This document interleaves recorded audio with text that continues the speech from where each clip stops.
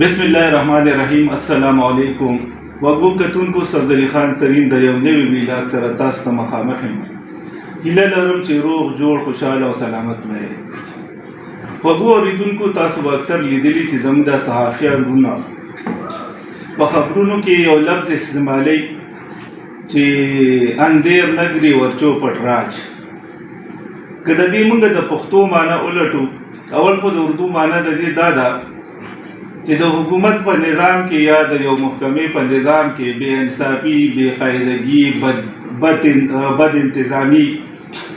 خو بل اړخ ته که موږ د دې پښتو سره په پښتو کې د دې یو معنا دې سره نږدې ولټو، نو هغه دا راځي چې یاره خړې اوبه او ړانده کبان.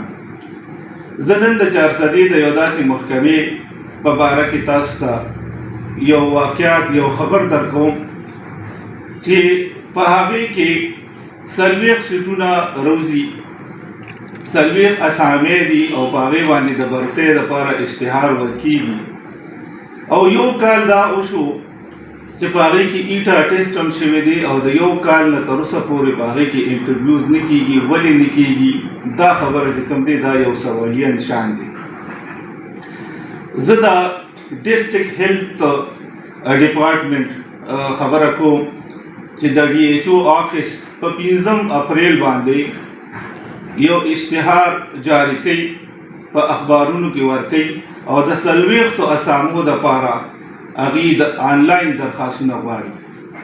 دا درخواستونه چې کوم دي دا د 12 اپریل نه تر د 30 اپریل پورې آنلاین جمع کولو.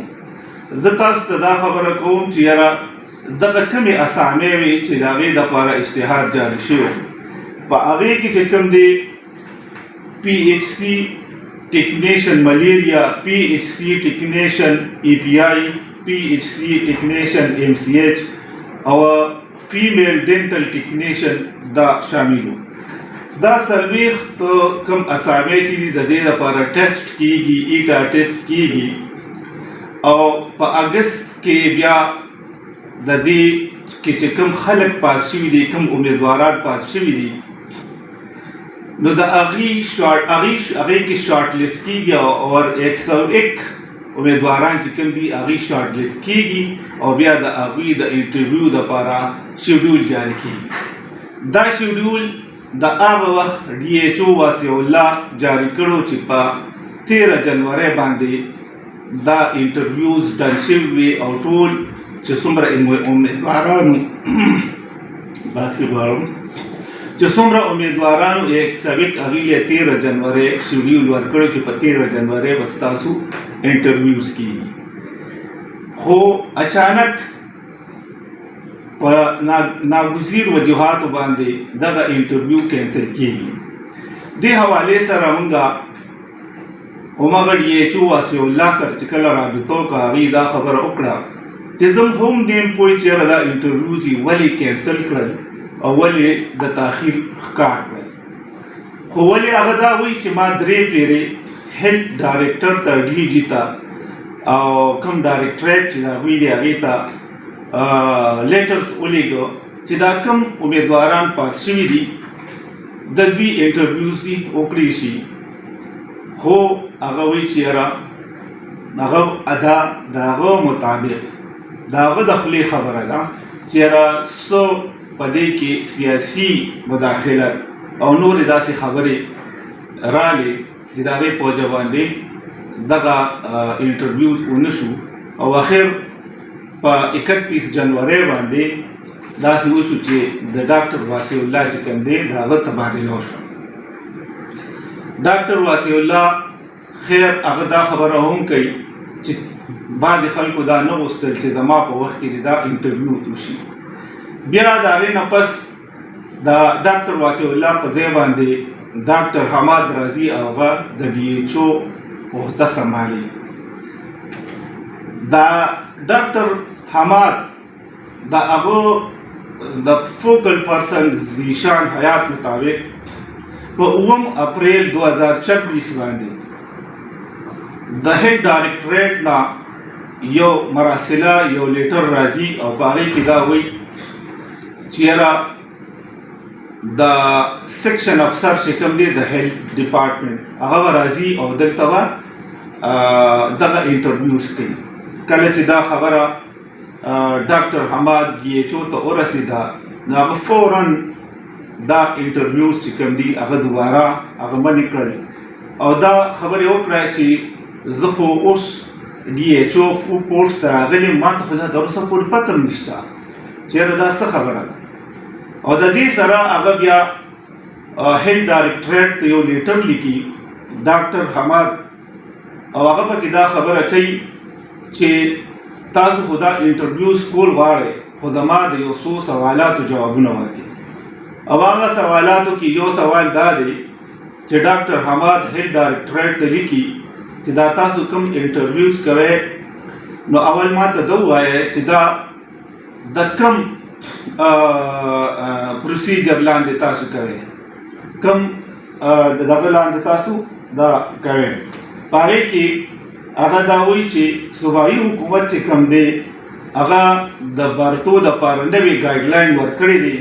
آیا تاسو دا د دې نوې ګایډلاین مطابق کوئ او که د زوړ ګایډلاین مطابق؟ دویم هغه په دې کې دا خبره کوي چې دا د بارتو دا سلسله چې شروع شوې ده د دې خو پوره یو کال شو دا ټایم باټ شوی په دې خو وخت تېر شوی دی. آیا دا اوس موږ هم دا سلسله جاري وساتو که نه اثرینه او نورې برتې وکړو؟ او ورسره سره هغه بل دا خبره هم کوي چې یاره دا ټایم باټ شوی چې کوم دی نو دا عمل جاري وساتي او که نه د دې دا دوباره اثرینه وکړو. اثرینه دا خبره ما تاسو ته دوباره ذکر وکړه چېرې دا ټول پروسس ختم شي دوباره اشتهار وشي او د هغې نه پس بیا دوباره ټیسټ وشي. خو د دې د ده د دې لیټر جواب لا تر دې دمه پورې نه دی راغلی. بل اړخ ته دغه 101 چې کوم امیدواران کوم چې شارټ لیست شوي دي او هغوی د انټرویوز په انتظار دي او یو کال نه هغه د دې بېچینۍ او د ذهني کوفت او د ذهني پریشانۍ ښکار دي هغوی د دې دپاره ډېرې هلې ځلې وکړې. اخر چې څه کار ونه شو نو د ډي ایچ او دفتر مخې ته مظاهره م وکړه خو په دې باندې هم د چا په دې باندې هم غوږ ونه کړو او هغوی غریواران کله ډي ایچ او له درخواستونه ورکوي او کله ډي جي له ورکوي کله هیلث ډایرکټریټ ته ځي او دوی نه یو فوټبال جوړ دی یو کس ته ولي بل کس ته ولي. اخر 40 پوسټونه دي یو کال شو.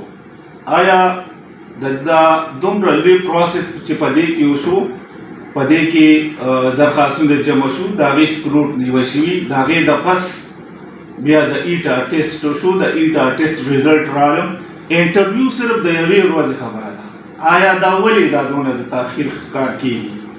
دې کې څه سیاسي مداخلت دی یا که دننه دا کم دې کې چې ډایرکټر دی ډي جي دی سیکرټري دی وغیره وغیره یا دا ډي ایچ او دی د دې پکې څه خپل مطلب دی یا د دې په بڼه باندې څه پیاز دی؟ زه وایم دا دوی سره ډېر زیات ظلم او زیاتې دی. فوري طور پکار ده چې وزیر اعلی صاحب یا هیلث منسټر صاحب یا سیکرټري هیلث چې څومره اعلی حکام دي د دې خبرې د دې خبر د نوټس واخیستی شي او دا انټرویوز چې کوم دي دا د فوري طور باندې منعقد کړي شي. دا بله لخته یو دا خبره هم ده چې دا کوم 40 اسامې دي نو د دې 40 خلکو د 400 په هیلث ډپارټمنټ کې ضرورت دی. د دې د سروسز د دې د علاقې خلکو ته ضرورت دی. یو اړخ ته دغه هم زموږ نقصان کېږي چې 40 کسه تر اوسه پورې نه دي تعینات شوي نو د هغوی دغه ځای چا پوره کړو د هغوی هغه سروسز څوک ادا کوي یا د هغې نه د 400 دا قوم دا خلک دا چې کوم دی محرومه دي. نو زما د دې ویلاګ مقصد دا چې موږ لوکل ایشوز او داسې ایشوز چې زمونږ د دې لوکل خلکو د مقامي خلکو ته کومې ستونزې مخې ته دي چې هغه موږ په ګوته کړو حکام بالا ته او په هغې په دې باندې عمل درآمد یقیني کړي دې خلکو ته څه نه څه زموږ په وجه باندې ریلیف میلو شي دې سره مدد وشي ډیره مننه. الله خوشاله، ښاد او آباد ساته.